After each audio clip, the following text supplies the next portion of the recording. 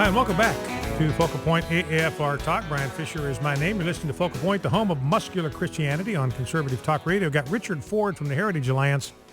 He'll be with us at the bottom of the hour. We're going to break down what happened in Texas yesterday. And if you've seen the headlines, they've got it all wrong. The headlines are talking about how this was a radical defeat for the Tea Party. They went down in flames. They lost. They got hosed. Absolutely untrue. And Richard Ford of the Heritage Alliance, who works with us developing our voter guide, the AFAaction.net voter guide, will be here to straighten all of that and give you the truth about what is taking place there.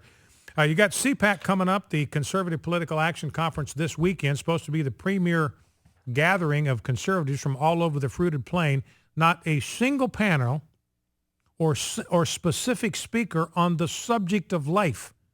The sanctity of life not being addressed by a panel or by a speaker on the rostrum, despite the fact that CPAC is talking about the IRS scandal, talking about immigration, talking about Common Core, talking about privacy rights, talking about gun control, talking about criminal justice reform, not a word on the sanctity of human life.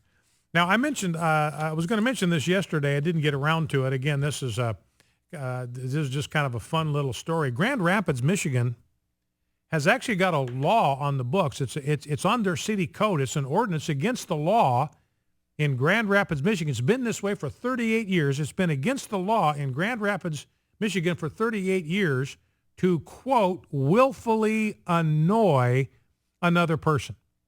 Quote, no person shall willfully annoy another person. Now, I'm grateful that we don't have a law like this in Mississippi because I can make life miserable for the members of my production team. I can willfully annoy them. And since it's not against the law, they can do the same to me. They want to willfully annoy me. They can do so to their heart's content. Apparently, anyway. Okay, I'm going to move at our next city council meeting. No person, including members of your own production staff, shall willfully annoy another person. That's in Grand Rapids. And here's another political correctness thing gone completely off the rails. You know, when you have a funeral, and I'm serious about this, when you have a funeral, one of the things that's often a part of that is food. People gather together. They want to spend time together. Maybe they haven't seen each other in some time. Food is sort of a comforting thing to have in a time of sorrow, and people gather together around food. And it's one of the ways it facilitates conversation. It facilitates reconnecting with people. It just creates kind of an atmosphere that's conducive to begin the healing process. Well, a court ruled in Pennsylvania that you no longer can serve food in funeral homes. This is a federal court. Now, what is a federal court doing telling funeral homes in Lancaster, Pennsylvania, whether they can make food available to grieving families? I mean, it's just absurd, the level of judicial activism run amok. Now, let's, I think I want to start by talking about Lois Lerner. Let's grab, Rob, if we can, this is the IRS thing. Let's grab clip number 9. Now, as you're aware, Lois Lerner was the head of the IRS. She was in charge of their tax-exempt division. She was the one that was behind all of this persecution, this harassment of Tea Party groups, starting back in 2009, 2010. And by the way, that's not over. You have some Tea Party groups still today, after 4 years, are waiting to be granted their tax-exempt status. You know, and we talked about this once before. You know, you're aware that President Obama's brother-in-law, his half-brother, he applied for tax-exempt status. He got it in 30 days for the Barack Hussein Obama Foundation, and it was applied retroactively, which is against the law. You can't do that retroactively. Now, they can apply it from the time that you applied for it.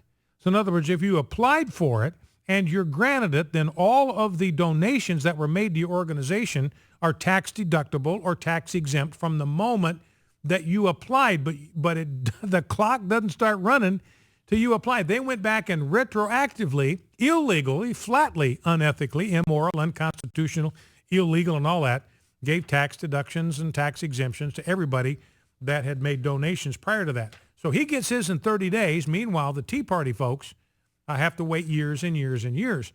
And there's good reason to believe that the obstructionism from the IRS, remember, they tried to pass it off, just these rogue agents in Cincinnati. Then we found out that it was going right to the top. The general counsel of the IRS, the chief attorney for the IRS, he was reviewing all of those applications. So this thing was going right to the top of the food chain. And there's communication where Lois Lerner says, look, we do not want Cincinnati dealing with these issues. Cincinnati gets any of these, we want them to ship them to us here in D.C. so we can take proper care of them, so we can spike them, so we can make these people's lives as miserable as we possibly can. Now, Lois Lerner said that she was afraid for her life. Now, that's just absurd to me. But she was saying that she was afraid for her life, and that's why she had to do what she did today. Now, I want you to listen. This is an extensive soundbite. This will actually go for a couple of minutes, which is much longer than I usually let a soundbite go, but I'm doing this to illustrate a point. You'll hear her take her oath, and then you're going to hear Darrell Issa, who is the chairman of this committee, is going to ask her one question after another, which exposes the level of corruption, the level of politicization of the IRS. Remember, the job of the IRS is to collect revenue, period. That's it. Its job is not to police the American political process. It's not to punish President Obama's political prisoners. But by doing this, by doing what Lois Lerner did, it very likely changed the outcome of the 2012 presidential election. I think you can make a very convincing case that the way in which the IRS under Lois Lerner, this woman you're about to hear from, disabled the Tea Party, interfered with their ability to engage constitutionally and legally in the political process, suppressed the vote, kept the voices who had reservations about President Obama from being heard in the political process. So I think there's a good chance, just like, remember Roger Maris, everybody said he ought to have an asterisk next to his 61 home run mark because he got his 61st home run in a 162-game season. Babe Ruth got his in 154. Well, people are saying, yeah, I ought to put an asterisk next to Barack Obama's presidential victory 2012. So you're going to listen to this. Darrell Issa beginning swearing her in, and then you'll hear her response to these incriminating, these damaging questions from Darrell Issa. Let's listen. Lerner, please rise and take a reaffirming oath pursuant to the committee rules. Raise your right hand, please. Do you solemnly swear that the testimony you are about to give will be the truth, the whole truth, and nothing but the truth? Please be seated. Let the record indicate that the witness did answer in the affirmative. Ms. Lerner, why would you say Tea Party cases were very dangerous? On the advice of my counsel, I respectfully exercise my Fifth Amendment right and decline to answer that question. Ms. Lerner, in September 2010, you emailed your subordinates about initiating a, parentheses, C4 project and wrote, we need to be cautious so that it isn't a per se political project. Why were you worried about this being perceived as a political project? On the advice of my counsel, I respectfully exercise my Fifth Amendment right and decline to answer that question. Ms. Lerner, Mike Cito, manager of EO Technical in Washington, testified that you ordered Tea Party cases to undergo a multi-tier review. He testified, and I quote, she sent me email saying that when these cases need to go through, I say again, she sent me email saying that when these cases need to go through multi-tier review and they will eventually have to go to Ms. Kindell and the Chief Counsel's office. Why did you order Tea Party cases to undergo a multi-tier review? On the advice of my counsel, I respectfully exercise my Fifth Amendment right and decline to answer that question. Ms. Lerner, in June 2011, you requested that Holly Paz obtain a copy of the tax-exempt application filed by Crossroads GPS so that your senior technical advisor, Judy Kindell, could review it and summarize the issues for you. Ms. Lerner, why did you want to personally order that they pull Crossroads GPS, Karl Rove's organization's application? On the advice of my counsel, I respectfully exercise my Fifth Amendment right and decline to answer that question.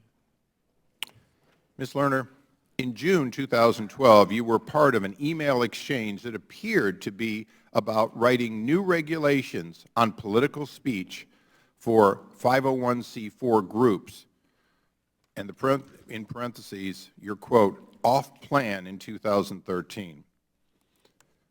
Ms. Lerner, what does off plan mean? On the advice of my counsel, I respectfully exercise my Fifth Amendment right and decline to answer that question. So that's Lois Lerner.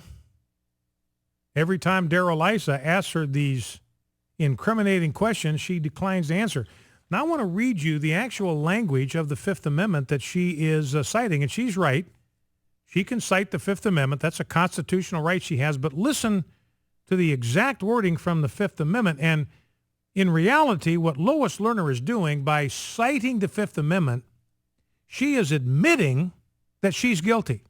She, not legally, but morally, she is admitting that she's guilty. She is admitting that the IRS is guilty of sin by refusing to answer any of these questions. Here's what Amendment 5 of the Constitution says. Let's see, get back to the subject here. No person shall be subject for the same offense to be twice put in jeopardy of life or limb, nor shall be compelled in any criminal case to be a witness against himself. You cannot be compelled, and this is a good part of the Constitution. I'm happy it's in there. I'm not saying we ought to change it. No person can be compelled to be a witness against himself. So what is Lois Lerner admitting when she invokes the Fifth? She is admitting that if she speaks the truth, she will be a witness against herself. Her testimony would be condemning. Her testimony would be damning. Her testimony would make her guilty under the law. So I believe Lois Lerner, when she invokes the Fifth in a situation like this, she's admitting her guilt and the guilt of the IRS. And by the way, they're considering contempt of Congress. The penalty for being held in contempt of Congress, it's required that the matter be referred to the U.S. attorney. If found guilty, you'd go to jail for a month and a fine of $1,000. Back in 2.